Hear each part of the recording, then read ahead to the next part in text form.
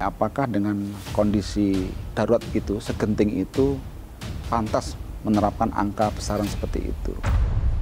PTE tadi itu nggak punya izin mengedarkan harga. Harusnya tidak boleh terlibat.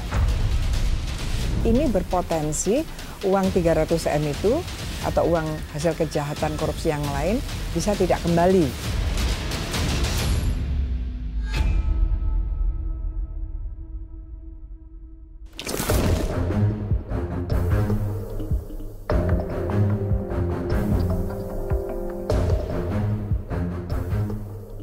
3 Oktober lalu, Komisi Pemberantasan Korupsi akhirnya menetapkan status tersangka kasus korupsi pengadaan alat pelindung diri atau APD COVID-19. 3 orang ditetapkan sebagai tersangka, yaitu Budi Silvana selaku pejabat pembuat komitmen, Ahmad Taufik selaku Direktur Utama PT Permana Putra Mandiri, dan Satrio Wibowo, Direktur Utama PT Energi Kita Indonesia. Ketiga tersangka diduga telah merugikan keuangan negara sebesar 319,6 miliar rupiah yang bersumber dari dana siap pakai Badan Nasional Penanggulangan Bencana. Akibat perbuatannya, para tersangka dijerat dengan Pasal 2 Ayat 1 atau Pasal 3 Undang-Undang Tindak Pidana Korupsi dan Pasal 55 KUHP. Kasus dugaan korupsi ini bermula saat ditemukan unsur ketidakwajaran atau kemahalan harga untuk pengadaan 5 juta set APD COVID-19. Selain itu, juga ditemukan kejanggalan dari kontrak penyedia APD. Pada tanggal 23 Maret 2020, PT PPM dan PT EKI menandatangani kontrak kerjasama distribusi APD dengan margin 18,5% diberikan kepada PT PPM. Jadi secara garis besar bahwa ada penambahan harga itu ya. Ada markup harga. Jadi antara PPM dengan Kemenkes dengan BPBD di sini ya. Kemudian di tengahnya ada PT EKI. Jadi seharusnya kalau misalkan langsung ke PT PPM itu harganya lebih rendah, sehingga disitulah terjadi ada kenaikan harganya atau peningkatan harganya. Ada markup lah situ ya, lainnya. Sehingga menimbulkan kerugian keuangan negara 319 miliar. Perjalanan perkara korupsi APD COVID-19 ini bisa dibilang cukup lama. 4 gulipat di balik pengadaan jumbo yang menelan anggaran 3,3 triliun rupiah ini sudah diselidiki KPK sejak setahun silam. Pertengahan Oktober 2023 lalu, KPK sudah memeriksa pihak-pihak terkait proyek pengadaan ini. Akhir tahun 2023, KPK bahkan sudah melakukan pencekalan ke luar negeri terhadap 5 orang.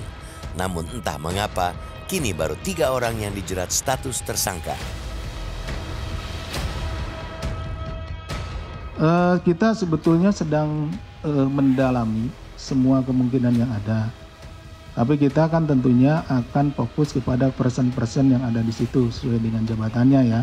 Sini kan disebutkan nih jabatannya ya Mas. Sini kan ada PPK. Nah, jadi kalau pengadaan itu kita melihat pejabat pembuat komitmennya itu siapa gitu. Karena yang mengatur kemudian juga yang aktif di situ itu salah satunya adalah sesuai dengan jabatannya yang melaksanakan lelangnya itu adalah di situ gitu adanya. Atas jerat pasal sangkaan tersebut, tersangka Budi Silvana mengaku keberatan. Pak, ngomong dikit Pak. Pak, sampaikan Pak, dikit Pak untuk kawan-kawan. Ini sebenarnya pihak paling bertanggung jawab di Kemenkes itu selain Bapak. Ada kan hanya panitia kan? Gimana Pak? Saya tidak tahu siapa yang harus bertanggung jawab, tapi yang jelas saya sudah sampaikan ya ke media apa yang saya rasakan saat ini. Itu aja Pak. Oke, artinya Anda siap untuk menjalani dan siap juga membuktikan terkait apa yang Anda katakan soal selisih 8 dan 300 itu ya? Iya, iya. Oke, ada semua kok Pak, itu datanya udah ada. Oke, makasih Pak Budi. Mohon doanya ya Pak ya. Silakan Pak Budi. Terima kasih besar.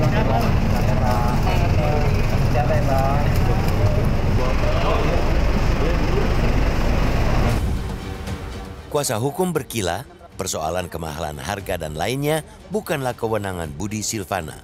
Sebab saat itu Budi hanyalah PPK pengganti setelah pejabat sebelumnya mengundurkan diri. Jadi ketika itu memang Budi Silvana itu dihadapkan dengan suatu kondisi yang sangat tertekan di dalam pandemi, di dalam kondisi darurat, tertekan oleh pimpinan. Karena Budi Silvana itu sudah melihat bagaimana, mohon maaf, tanpa mengurangi rasa hormat, almarhum Doni Monardo itu gebrak meja sampai ini bagaimana katanya. APD kok belum ada. Pokoknya saya nggak mau tahu, APD harus ada katanya. Di situ semua jenderal polisi, jenderal TNI terdiam. Apalagi Budi, seseorang yang bukan siapa-siapa, mau mana bisa dia interupsi.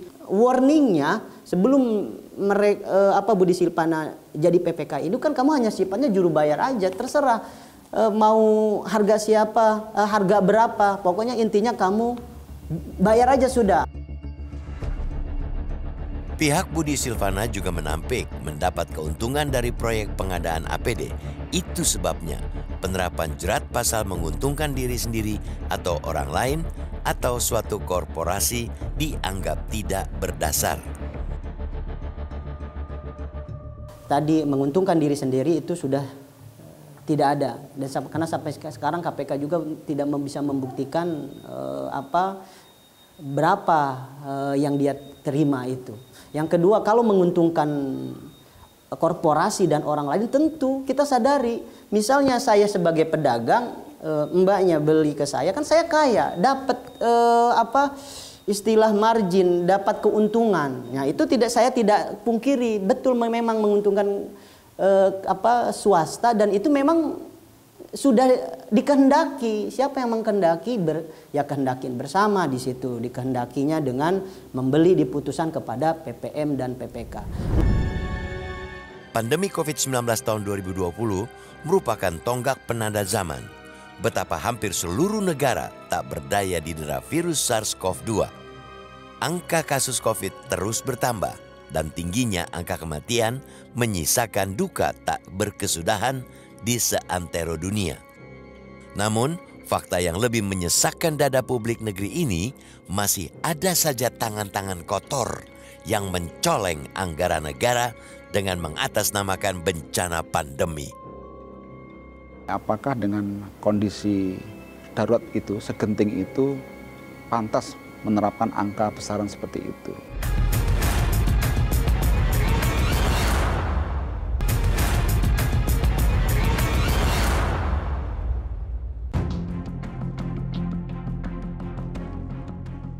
Saat pandemi COVID-19 melanda tahun 2020, hampir 7 juta penduduk Indonesia dinyatakan positif terjangkit. Masyarakat dan tenaga medis bertaruh nyawa membebaskan diri dari ancaman virus yang mematikan. Saat itu, alat pelindung diri atau APD menjadi kebutuhan mutlak di dunia medis untuk membentengi diri dari penyebaran virus. Mau tidak mau, pemerintah pun mengorganisir pengadaan APD secara darurat. Celakanya, kondisi darurat itu justru dijadikan ajang pesta pora anggaran oleh segelintir orang. Begitu pandemi usai, kini menyisakan jejak korupsi. Kami saat ini berada di gudang di mana tempat alat pelindungan diri atau APD disimpan untuk segera didistribusikan ke seluruh Indonesia. Budi Silvana adalah Kepala Pusat Krisis Kementerian Kesehatan yang sekaligus didapuk menjadi pejabat pembuat komitmen dalam pengadaan 5 juta set APD COVID-19 tahun 2020. 31 Maret 2020 lalu, Budi membuat rekaman video berdurasi 1 menit mengabarkan 5 juta set APD siap didistribusikan ke seluruh rumah sakit di Indonesia. Namun lancung, pengadaan darurat kala itu justru berbuntut dugaan korupsi. Kala itu, PT Permana Putra Mandiri ditunjuk langsung oleh Kementerian Kesehatan untuk memasok kebutuhan 5 juta set APD. Namun entah mengapa, PT PPM menggandeng PT Energi Kita Indonesia atau PT EKI sebagai pemasok tunggal kebutuhan APD tersebut. Berdasarkan surat pemesanan tertanggal 28 Maret 2020, Kementerian Kesehatan memesan 5 juta set APD dengan harga satuan $48,4 Amerika per set. Maret 2020, Lembaga Kebijakan Pengadaan Barang Jasa Pemerintah atau LKPP sebenarnya sudah mendeteksi ketidakwajaran harga tersebut. LKPP bahkan sudah merekomendasikan pembatalan kontrak pembelian. Namun apa mau dikata, rekomendasi tak digubris dan kontrak tetap jalan terus. Pelanggaran yang tidak sesuai Perpres itu kontrak yang tanda tangan 3 pihak. Harusnya di Perpres itu pengadaan itu hanya 2 pihak. Pihak satu adalah pemilik pekerjaan diwakili PPK, pihak 2 adalah penyedia. Ini ada pihak ketiga yang tanda tangan. Kita lihat dia siapa. Di depan nggak ada, pihaknya ada 2, tapi kok di tanda tangan kontraknya ada 3 gitu loh. Itu yang kita nggak ada di Perpres karena pengadaan itu hanya 2 pihak. Tidak itu saja, LKPP juga menilai ada cacat dalam kontrak pengadaan APD tahun 2020. Penunjukan vendor dengan perjanjian kerjasama melebihi 1 tahun anggaran jelas-jelas berlawanan dengan prinsip keuangan negara. Dari situ kita lihat kontraknya ternyata tidak ada batas awal dan akhir. Berakhirnya kapan tuh nggak ada. Kemudian apabila itu melampaui tahun anggaran, 1 tahun anggaran kan sesuai ketentuan Perpres harus izin Menteri Keuangan, izin multi-years. Itu nggak ada. Hingga akhirnya 20 Mei 2020, hasil audit Badan Pengawasan Keuangan dan Pembangunan atau BPKP menemukan dugaan penyelewengan yang merugikan keuangan negara sebesar 625,147 miliar rupiah. Dari audit BPKP diketahui, APD saat itu ternyata dibuat oleh PT Yun Shin Jaya dan PT GA Indonesia. Dari 2 produsen inilah, barang akhirnya sampai ke PT EKI dan kemudian dibeli oleh PT Permana Putra Mandiri. Untuk pengadaan APD sebanyak 2,1 juta set, kemudian PT PPM menagih biaya kepada Kemenkes sebesar 1,3 triliun rupiah. Padahal harga pembelian dari pabrik hanya 617,2 miliar rupiah. PT PPM mengambil keuntungan hingga 46,27%, melebihi ketentuan batas margin atau keuntungan maksimal 15%. Ada temuan sebesar 625 miliar 147 juta 194.192 rupiah. Untuk ATT yang kedua di bulan Desember 2020, ini ditemukan juga ketidakwajaran harga sebesar 80 miliar 611 juta 392.982. Tentu kita punya parameter dan standar satuan harga yang saya pikir menjadi rujukan teman-teman akuntan audit untuk bisa menilai apakah dengan kondisi sedarurat itu, segenting itu, pantas menerapkan angka besaran seperti itu. Sehingga kemudian kenapa BPKP menyatakan ini tidak wajar, akhirnya itulah statement kami waktu itu. Pengadaan APD COVID-19 tahun 2020 secara darurat diduga jadi ladang bancakan sejumlah pihak. Perusahaan penyedia atau vendor yang ditunjuk diduga adalah rekanan langganan Kementerian Kesehatan dan BNPB. Ini berpotensi uang 300 M itu atau uang hasil kejahatan korupsi yang lain bisa tidak kembali.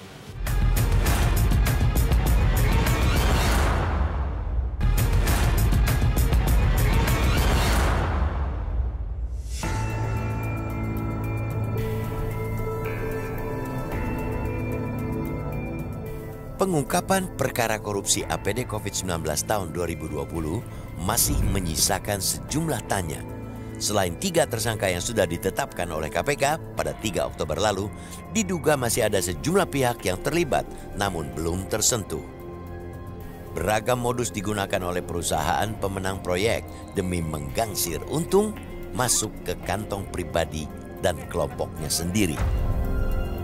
Proyek pengadaan 5 juta set APD COVID-19 ditengarai syarat praktik rente. PT PPM misalnya diketahui menggandeng PT Kalmet Sejahtera Indonesia. Disebut sebagai pemegang izin edar resmi, PT PPM harus membeli hazmat produksi PT GA Indonesia melalui PT Kalmet sebesar 15 miliar rupiah.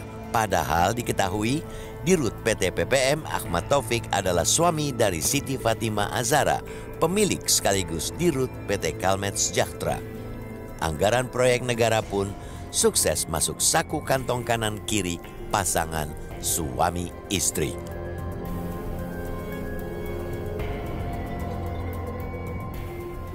Pemirsa, saat ini saya sedang berada di depan PT Kalmet Sejahtera Indonesia yang merupakan perusahaan yang digandeng oleh Kementerian Kesehatan untuk pengadaan alat pelindung diri atau APD tahap 2 oleh Kemenkes. Dan memang kami sudah beberapa kali ke PT Kalmet Sejahtera Indonesia ini untuk mengkonfirmasi langsung kepada Direktur Utama dari PT Kalmet yaitu Ibu Siti Fatimah Azhara. Namun memang berkali-kali kami ke sini, permohonan wawancara kami itu juga tidak direspon hingga saat ini. Modus serupa juga digunakan oleh PT Energi Kita Indonesia atau PT EKI yang dipimpin oleh tersangka Satrio Wibowo. Diketahui PT EKI menggandeng PT PPM sebagai pemegang lisensi edar hazmat yang diproduksi oleh PT Yunshin. Dia harus ditanya izinnya, punya izin nggak sesuai peraturan perundang-undangan yang berlaku. Kalau kebetulan ini kan termasuk alkes, alat kesehatan. Sesuai undang-undang kesehatan tuh penyedia alkes tuh harus punya izin mengedarkan alkes. Itu harus ditanya, lu punya izin nggak? Perusahaan yang PTE tadi itu nggak punya izin mengedarkan alkes. Gitu loh. Harusnya tidak boleh terlibat. Sebelum ditahan KPK 2 pekan lalu, Realitas sempat mewawancarai Satrio Wibowo pada bulan Mei. Dirut PT EKI tersebut menolak tudingan markup harga sebab nilai harga saat itu sudah disetujui oleh pihak pemilik proyek atau anggaran. Pada saat itu istilahnya darurat gitu, semua jadi barang jadi rebutan. Sehingga saya sudah bilang kalau harga ini ya harga yang saya juga dapat dari pabrikan gitu ya. Jadi kalau misalnya pabrik nanti sendiri juga istilahnya menakut-nakuti kita sebagai vendor ya. Kalau sekarang harganya segini, nanti bahan baku berebut, bahan baku tidak ada. Jadi pendekatan saya itu adalah harga market. KPK saya udah KPK juga tahu alur cerita ini gitu. BPKP juga tahu, Kejagung juga tahu, Bareskrim juga tahu. Kita udah pernah diperiksa sama Kejagung, kita juga pernah periksa di Bareskrim. Ya, kenapa sampai KPK ini jadi tersangka? LKPP menilai korupsi proyek pengadaan pemerintah menjadi penyakit akut yang sulit ditumpas. Untuk menimbulkan efek jera, LKPP mendorong penegak hukum menggunakan 6 jerat sekaligus agar mempan memiskinkan koruptor. Kalau ini dilakukan, insya Allah korupsi berkurang. Karena ini pasti dimiskinkan. Sampai ke penerima akhir tadi loh. Disita tuh oleh negara. Pakar tindak pidana pencucian uang mengaku kecewa dengan penyidikan KPK. Sebab lembaga anti rasuah ini kerap absen menggunakan undang-undang tindak pidana pencucian uang untuk menjerat koruptor. Saya juga kecewa sekali dengan KPK selalu kalaupun ada memisahkan antara korupsi dan TPPU-nya. Ini berpotensi uang 300M itu atau uang hasil kejahatan korupsi yang lain bisa tidak kembali. Alasannya terlalu sulit dan sebagainya. Lah, kalau bilang begitu, kenapa Kejaksaan Agung bisa? Padahal KPK itu katanya adalah yang paling kita harapkan untuk pemberantasan korupsi. Yenti mendesak KPK merealisasikan ancaman hukuman pidana mati bagi koruptor anggaran pandemi. Terlebih perkara kejahatan kali ini sudah menelan anggaran negara 3,3 triliun rupiah. Ya bencana saja, berkaitan dalam bencana saja sebetulnya pasal 2 itu saja kalau kita mau tagih ya bisa ada pidana matinya loh. Yang nggak pernah berkaitan dengan pasal 2 itu jangan main-main juga. Untuk apa kita mencanangkan pidana mati kalau nggak pernah ada ini ya, masyarakat marah. Dampak pandemi COVID-19 hingga kini masih terus dirasakan bagi perekonomian Indonesia. Mengorupsi anggaran pandemi jelas-jelas menodai rasa peri kemanusiaan. Jangan sampai koruptor pencoleng anggaran pandemi pesta pora dan melenggang begitu saja menikmati hasil korupsinya.